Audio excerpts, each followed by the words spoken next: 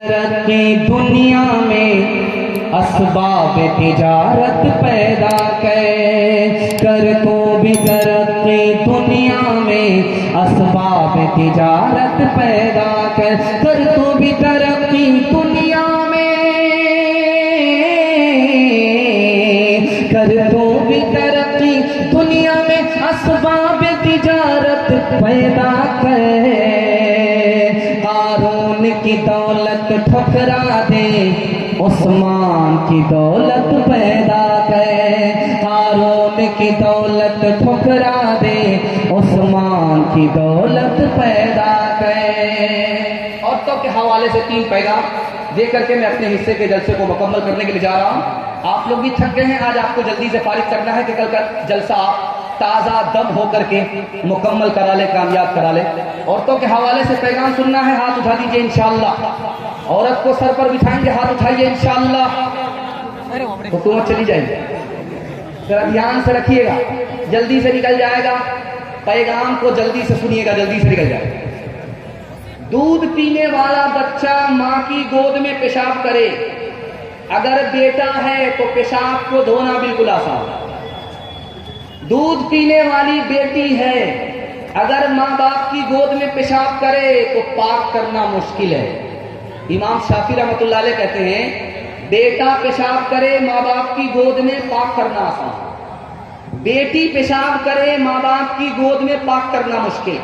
कैसे? बेटा है, दूध पी रहा है, अभी खाना नहीं खाता, दूध पीता है, वही बच्चा माँ बाप की गोद में पेशाब कर दिया। इमाम शाफी रहमतुल्लाह अलैह कहते हैं पाक करना बिल्कुल आसान, घबराने की कोई बात नहीं। 1 मुट्ठी पानी लीजिए, मारिए, 2 मुट्ठी पानी लीजिए, मारिए, जहां पेशाब किया है वहां पर पानी मार करके गाड़ लीजिए, झाड़ लीजिए, कपड़ा उतारने की जरूरत नहीं, कपड़ा पाक। लेकिन अगर दूध पीने वाली बेटी है, उसने पेशाब कर दिया तो अब पाक करना मुश्किल है, कपड़ा उतारना पड़ेगा, बार बार धोना पड़ेगा, दाग धब्बे छोड़ाने पड़ेंगे, तब मुकम्मल कपड़ा पाक होगा। देखिए, बेटा पेशाब करे पाक करना आसान, बेटी पेशाब करे पाक करना मुश्किल। पालन हक्कानी ने कहा बेटे की तालीम आसान है, बेटी की तालीम मुश्किल है। बेटे से ज्यादा बेटी को तालीम दिलानी है। क्यों? बेटी 4 मंजिल में पहुंचती है। पहली मंजिल में वो बेटी है, दूसरी मंजिल में वो बीवी है, तीसरी मंजिल में वो माँ है, चौथी मंजिल में वो सास है। जब आप बेटे से ज्यादा बेटी को तालीम देंगे, ये बेटी आगे चलकर के 1 नंबर की बीवी बनेगी, 1 नंबर की माँ बनेगी, 1 नंबर की सास बनेगी। बेटा से ज्यादा आपने बेटी को तालीम दिया। एक बादशाह था, उसको 4 बीवी थी, देखना चाहता था कि पढ़ी लिखी कौन है, जाहिल कौन। तो एक बीवी के पास आकर के कहता सुबह हो रही है? कहा कि हाँ हो रही। कहा कैसे पता चला? और मुंह में पान था, मजा बदल गया। बड़ा खुश हुआ कि वाह। दूसरी बीवी से पूछा कि सुबह हो रही? कहा हाँ हो रही। कहा कैसे पता चला? कहा कि लालटेन की रोशनी धीमी पड़ गई, इससे पता चला। बड़ा खुश हुआ, पढ़ी लिखी है। तीसरी बीवी के पास आकर के कहता है कि सुबह हो गई? कहा कि हाँ हो गई। कैसे पता चला? कहा कि नाक में जो नथ थी वो ठंडी पड़ गई, इससे पता चला। बड़ा खुश हुआ। अब आखिरी बीवी के पास आया, जो जाहिल ही नहीं थी, महाजाहिल थी। जाहिल की नानी भी थी, जाहिल की दादी भी थी। उसके पास आकर के कहता सुबह हो रही है? कहा हाँ हो रही है। कहा कैसे पता चला? जैसे रोज पता चलता। कैसे रोज पता चलता? पेशाब आ रहा, खाना आ रहा, इससे पता चलता। ये चाहे तो जन्नत ही घर को बना दे, ये चाहे तो दोज़ख उसको बढ़ा दे, ये चाहे तो इज्जत हमारी करा दे, ये चाहे तो जिल्लत में हमको गिरा दे, ये चाहे तो रुसवा ज़माने में कर दे, ये चाहे तो इज्जत के फट जाए पर्दे। ज़माने कह रही है सदाचार जानिब से ये आ रही है कि तालीम निस्वा तरक्की का दर है, कि तालीम निस्वा तरक्की का सर है। मियाँ बीवी के हवाले से आखिरी पैगाम सुनने के लिए आप लोग तैयार हैं? दोनों हाथ उठाइए इंशाअल्लाह। बीवी को हंसाएंगे, माँ बाप को रुलाएंगे। हाथ उठाइए इंशाअल्लाह। है माशाअल्लाह। ये चैनल वाले सबको देख रहे हैं, कौन होता हाथ उठा रहा है, कौन हाथ नहीं उठा। ये इतना भारी मजमा है औरतों का, इसमें अच्छी औरत कौन है, सबसे अच्छी औरत कौन है, ये दिखाने के लिए जा रहा है। जब वो ससुराल आई, ससुराल में उसने मुसीबत को देखा तो क्या कहती है, यार मेरे ही घर में मुसीबत थोड़े है, पूरी दुनिया में मुसीबत है, सबसे अच्छी औरत।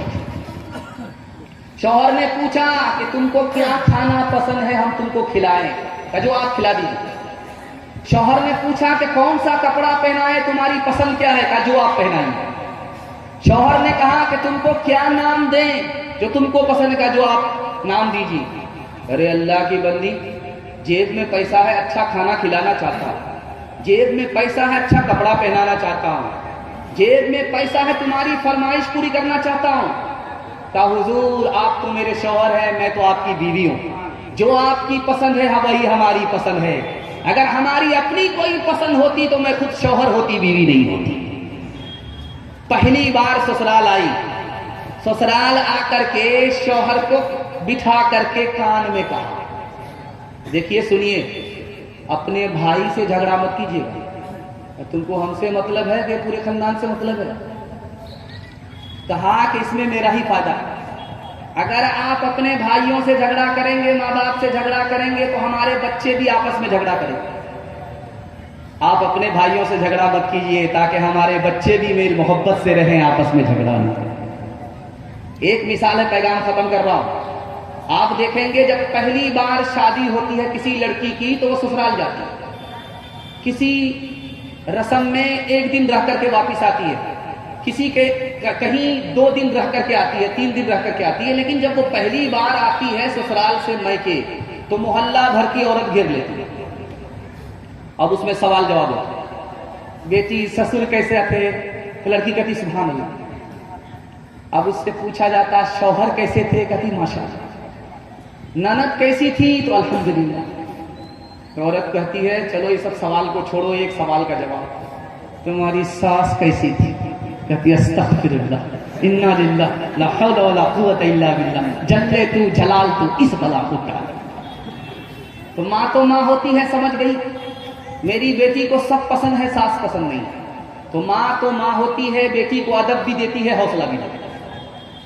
तो माँ ने कहा कि बेटी तुम्हारे जवाब से मुझे अंदाजा हो गया कि तुमको सब पसंद है, सास पसंद है, लेकिन मेरे सवाल का जवाब दो। पहली बार जो मैके से ससुराल गई थी कौन लेकर के गई, का सास आई थी। 100 लड़की ने मुझको पसंद किया, बहू बनाया, मैके से ससुराल ले गई। कहा कि बेटी ये सास का ही एहसान है, इतनी अच्छी ससुराल मिल गई। बेटी ये सास का ही एहसान है, इतने अच्छे ससुर मिल गए। बेटी ये सास का ही एहसान है, इतने अच्छे शौहर मिल गए। सास मुसीबत और बला नहीं होती, कभी माँ होती है, कभी माँ के बराबर होती है।